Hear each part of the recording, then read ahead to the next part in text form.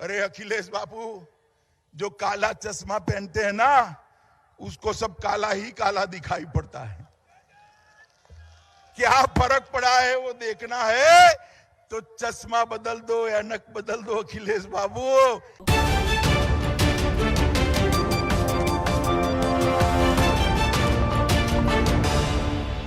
आवाज जानी चाहिए। मेरे साथ दोनों हाथ उठाइए, उठाइए दोनों हाथ। 300 पार की मुट्ठी भींचिए और प्रचंड आवाज से बोलिए, भारत माता की, भारत माता की। मंच पर उपस्थित मित्रों, गत चुनाव में भैया नारा बंद कर दो, 5 मिनट अब सुन लो यार। नारा सुन लिया मैंने।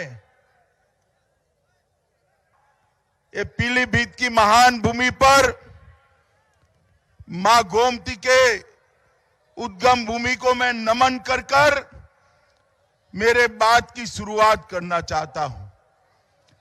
राजा मोरो ध्वज की इस पावन धरती पर मैं आप सभी का स्वागत करता हूं। भाइयों बहनों, ये भूमि महान सिख गुरुओं की भी भूमि है, जिस भूमि पर स्वयं दसम पिता गुरु गोविंद सिंह जी के पैर पड़े, ऐसी ये पावन भूमि है और उन्हीं ने दसम पिता ने स्वयं यहां छठी पातशाही गुरुद्वारा का स्थापना किया था। मैं गुरु हरगोविंद सिंह जी को भी प्रणाम कर कर मेरी बात की शुरुआत करना चाहता हूं। मित्रों, महान सिख गुरुओं के बलिदान को कौन भुला सकता है। हमने देखा है, दुनिया के इतिहास पढ़े हैं, खुद का तो कोई बलिदान दे सकता है, अपने परिवार से वयस्क बेटों को भी कोई लड़ा सकता है। दसम पिता के अलावे कोई नहीं होगा जिसके बच्चे जैसे साहबजादों ने भी देश के लिए अपना बलिदान दिया है, देश के लिए बलिदान दिया। और उन्हीं की याद में उनके बलिदान दिन को हमारे देश के प्रधानमंत्री जी ने वीर बाल दिन का नाम देकर समग्र विश्व में साहबजादों के बलिदान को स्मृति करने का काम नरेंद्र मोदी जी ने किया है। मेरे साथ सभी बोलिए, जो बोले सो निहाल। मित्रों, मैं आज यहां आया हूं, 3 चरण के चुनाव समाप्त हो गए। पीलीभीत वालों, 3 चरण का परिणाम जानना है क्या? जानना है? बता दो। मैं सब जगह घूम के 4थे चरण में आया हूं, बता दो पक्का। ये तीनों चरण में सपा और बसपा दोनों का सुपड़ा साफ होने वाला है। और कांग्रेस पार्टी तो दूरबीन लेकर भी दिखाई नहीं पड़ती है मित्रों, दूरबीन लेकर भी दिखाई नहीं पड़ती है। आज यहां पर पूरे उत्तर प्रदेश में जिस प्रकार 5 साल तक भारतीय जनता पार्टी की सरकार चली है, उसने जो विकास के काम करे हैं, गरीब कल्याण के जो काम करे हैं, लॉ एंड ऑर्डर को सुधारने के लिए जो काम करे हैं, इसके कारण पूरे उत्तर प्रदेश में भारतीय जनता पार्टी की लहर है। मैं बताता हूं, 7वें चरण आते आते ये लहर सुनामी में बदल जाने वाली है, सुनामी में बदल जाने वाली। मित्रों, भारतीय जनता पार्टी आतंकवाद के खिलाफ जीरो टॉलरेंस के साथ शासन में आ रहती।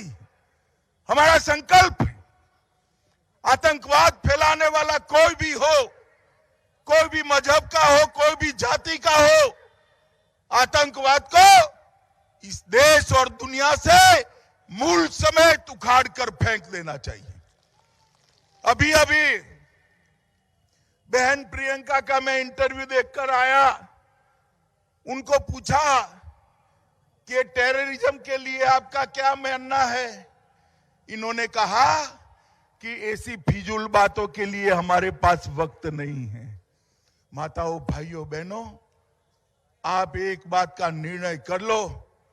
एक और कांग्रेस की नेत्री प्रियंका गांधी कहती है टेररिज्म फिजूल बात है, इस पर रोक लगाना फिजूल बात है।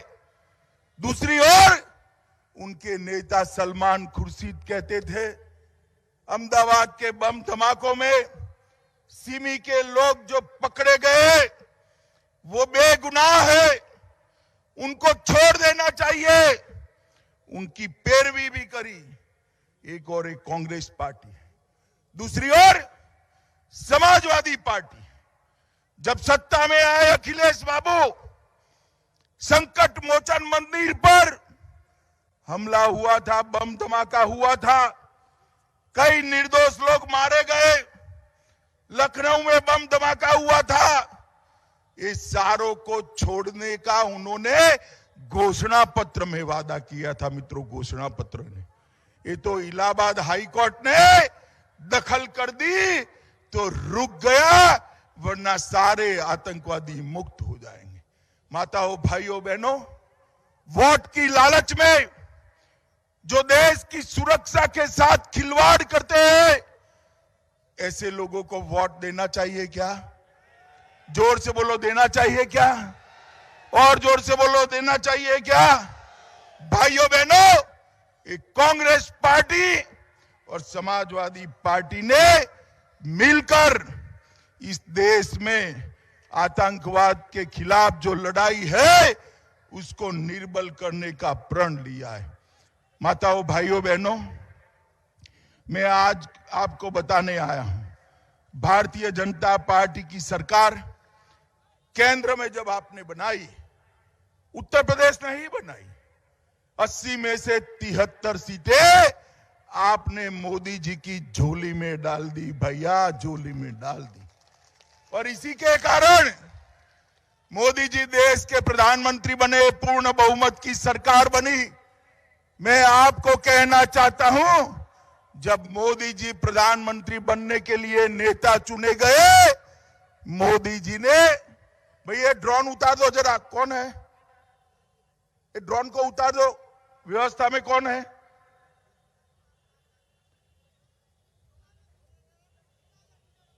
मोदी जी ने जब नेता बना रहे थे मोदी जी को, तब भाषण किया था कि मेरी सरकार, भारतीय जनता पार्टी की सरकार, गरीबों, पिछड़ों और दलितों की सरकार होगी। भाइयों, बहनों, माताओं, 7.5 साल के अंदर उत्तर प्रदेश में मोदी जी ने गरीबों का जीवन ऊपर उठाने का काम किया है।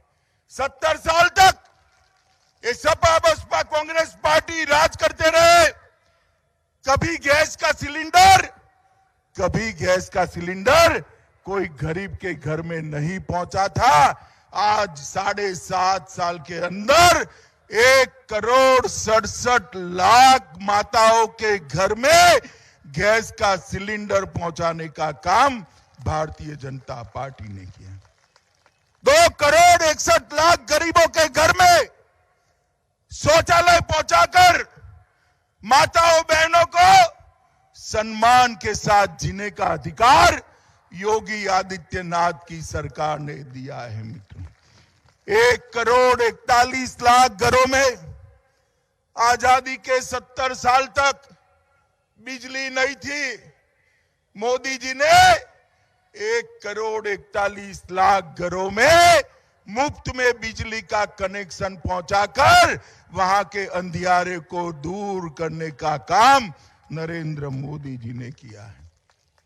भाई, एक बात बताओ पीलीभीत वालों, सपा के शासन में कभी 24 घंटा बिजली देखी थी क्या? अरे इस ओर वाले भी बताओ जरा, देखी थी क्या? आती थी बिजली रानी 24 घंटा आपके घर में। हमने भारतीय जनता पार्टी ने सत्ता के सूत्र संभाले, 24 घंटा बिजली हर घर में पहुंचाने का काम ये भारतीय जनता पार्टी की सरकार ने किया है। 42 लाख गरीबों के आवास बनाए, 2 करोड़ 54 लाख किसानों के बैंक अकाउंट में 6,000 रुपया डायरेक्ट पहुंचाने का काम नरेंद्र मोदी जी ने किया। लगभग 15 करोड़ गरीबों को 5 लाख तक का सारा स्वास्थ्य का खर्चा फ्री ऑफ कॉस्ट आज नरेंद्र मोदी सरकार उठा रही है। मित्रों, नरेंद्र मोदी सरकार उठा। भाई पीलीभीत वालों बताओ, टीका लगाया है क्या आपने? सबने लगाया है? 2 हाथ खड़े करो तो लगाया है, वो लगाया है ना? तो तीसरी लहर से बच गए ना? ये अखिलेश बाबू जब टीका ढूंढ लिया गया कहते थे ये टीका मत लगाइयो, ये तो मोदी का टीका है। मगर 10 दिन के बाद वो भी डरकर टीका लगा है। भाई अच्छा है अखिलेश की बात यूपी वाले मानते नहीं है, वरना आप सभी लोग तीसरी लहर में सुरक्षित होते क्या भाई बताओ? मोदी जी ने इस देश के 130 करोड़ लोगों को मुफ्त में टीका लगाकर कोरोना से सुरक्षित करने का काम नरेंद्र मोदी जी ने किया है। कोरोना जब आया तब बहुत सारी चर्चा थी, लॉकडाउन हो गया, दुकानें बंद, कल कारखाने बंद, ऑटो रिक्शा बंद, रेडी पटरी बंद, गरीब क्या खाएगा? बात तो सच थी, क्या खाएगा? मोदी जी ने एक निर्णय किया, देश के 80 करोड़ गरीब और उत्तर प्रदेश के 15 करोड़ गरीबों को 2 साल तक प्रति माह प्रति व्यक्ति 5-5 किलो अनाज मुफ्त में देने का निर्णय नरेंद्र मोदी जी ने किया। इसके साथ साथ उत्तर प्रदेश के मुख्यमंत्री योगी जी ने दलहन, तेल और नमक देने का काम कर गरीबों के चूल्हे को जलाने का काम हमारी भारतीय जनता पार्टी की सरकारों ने किया है। माताओं, भाइयों, बहनों, मैं यही कहना चाहता हूं कि गरीब कल्याण का जो यज्ञ मोदी जी ने चालू रखा है, ये सपा वाले आए तो चालू रखेंगे क्या? रखेंगे भाई बताओ? ये केवल और केवल भारतीय जनता पार्टी कर सकती है। सपा वाले तो आए तो फिर से गुंडई, ये बाहुबली आएंगे, माफिया आएंगे, गरीबों की जमीन छीनेंगे। आज मैं कह सकता हूं 5 साल में हमारे मुख्यमंत्री योगी जी ने चुन चुन कर माफियाओं का सफाया करने का काम करा है।